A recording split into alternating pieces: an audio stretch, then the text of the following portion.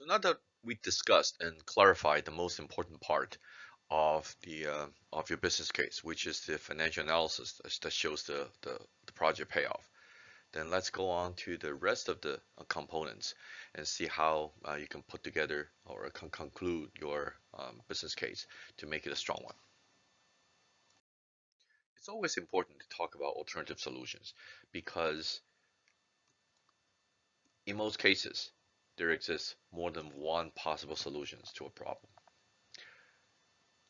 And discussing alternative solution shows that you have the thorough understanding and you have done your homework in really trying to identify different ways to solve the same problem or to capture the same opportunities and but you're proposing your solution or your IT project because you know that this is the best one. So it's important to identify all the viable ones and compare them and show the superiority of your proposed solution. And remember, the status quo is never an alternative because you already stated that there's a business problem or an issue that you need to resolve if you don't do anything. So if you say that we should not do anything, we should not do anything, then that's not an alternative. Okay, so keep that in mind. An alternative solution can be another technology or another way to set up the tech or another way to implement technology, or sometimes can be completely non-technological. So, for instance, um, a company has inventory problems, or we can't really keep track of inventory very well. We always have to shut down the retail store 1 day per month to really count the inventory.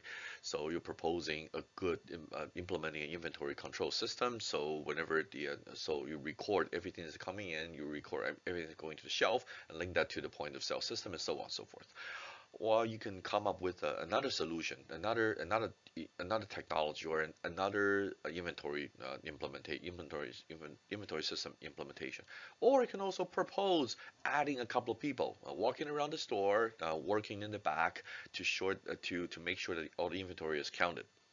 So without introducing any system, and then you can compare the cost and benefits of each, right? So don't be afraid to discuss an alternative solution that doesn't involve technology. And the other critical part of your business case is to talk about risks. Everything that we do in business has risks. I can't really think of anything that's completely risk-free. And you have to show, so we always talk about the hidden cost, the potential risk of something happens and so on. So when you put together a risk analysis, it really shows that you have a good understanding of what this project is about and what may go wrong, and then what do you plan to do to avoid those problems. So a good risk analysis has to include all the potential project risks, that what might go wrong, or what might be the negative impact. And you have to also present your resolution and mitigation plan. So what's worse than not having a risk analysis is to only present a risk. You say, well, the project may go down, may not be implemented because we don't have skills. Well, that's a risk, but you have to propose a solution or propose a mitigation plan. Okay, so we're going to hire all these people. We're going to interview the right consulting firms, to hire the consulting firm to help us develop the project and so on. So you always have to present the resolution. You always have to present the mitigation plan when you talk about risk. And by the way, the risk analysis is not about what's the risk of if we don't do it. What's the risk of the status quo? So sometimes I see risk analysis saying that what is the risk? Oh, the risk is that if we don't do this, if we don't have this system, then we're gonna lose customer. Well, that's the whole reason why you're proposing that. So that is not part of a risk analysis. Risk analysis is the risk analysis of the project, not of the business issue that you're talking about. And there's also a bunch of supporting analysis that you may want to put in. And most of the time, you do want to put them in. The first one, the organizational impact, is one that you almost always have to consider because in most cases, when you implement a system or implement any kind of activity or initiative in business, the impact is probably more than just the department or just the product group or just the area that you focus on. So it may actually have impact on a department or interacting with the customer and this and that. You want to look broadly throughout the organization and really trying to find out whether the system or your project has any negative or positive impact on the on other parts of the organization outside of the focused outside of your focused area.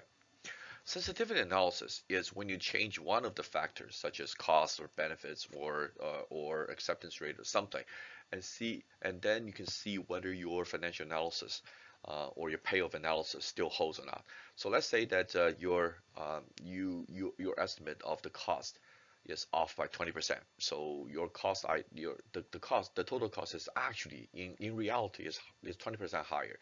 So is this project still worth doing? This is sensitive analysis is very valuable because it gives a more convincing result to people because to people who are approving or disapproving this project, because there's always a suspicion that you may even when you're telling the truth, you may not be able to give the best projection because everything all the numbers that you put in, everything that you talk about is for the future, right? And none of us, nobody in the world knows the future. So we're trying to make the best projection, but almost always we're going to make errors. We're going to make mistakes. So let's say that we're off by 20%, by 30%. So is the project still worth doing?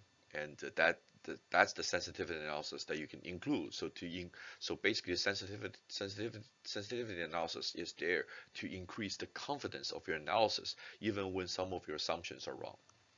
And then there are others that you may think of, and you may want to include, and that will, if you include more analyses, that always strengthen your case.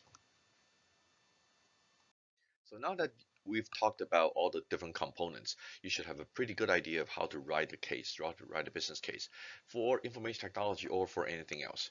And that is the purpose of this lesson, is that writing a business case is a necessary skill in business. Sooner or later, you're going to write one, and sooner or later, you're going to read and review and improve one. So, understanding what should be included in a business case and how should the business case be presented, and it's a very, very important part of business management. So in conclusion, what are some of the base principles and best practices of making a good case? Well, you have to know what the company or the organizational needs are, and you have to present a solid business benefits. Again, the business benefits or the return should be in financial form, unless you can show it otherwise, unless you can show that this is not necessary. And I will say that that's a very high bar to cross. The vast majority of the business cases need to have a return of the financial analysis of return. And in your analysis, you have to appear neutral. Of course, this is a sales document. Everybody knows that you're proposing something, you are advocating something, but you have to at least appear to be neutral when you create a financial analysis. Remember, you're not writing an essay or expose. This is a piece of business case. Is a piece of analysis. It's an analysis report. Basically reporting to management that this project is worth doing to resolve a particular business issue.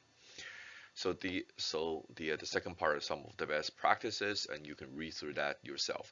I would highly encourage you to start the business case early and think through what you have to do. Use the guideline of the components. You don't necessarily have to follow the order. Those components, as I said, they are just the components. You can combine them. You can reorder them. You can do them. You can do anything that you want, as long as you present the case that's professional, that's convincing, and that's effective. And that's essentially the main criteria for writing a good business case.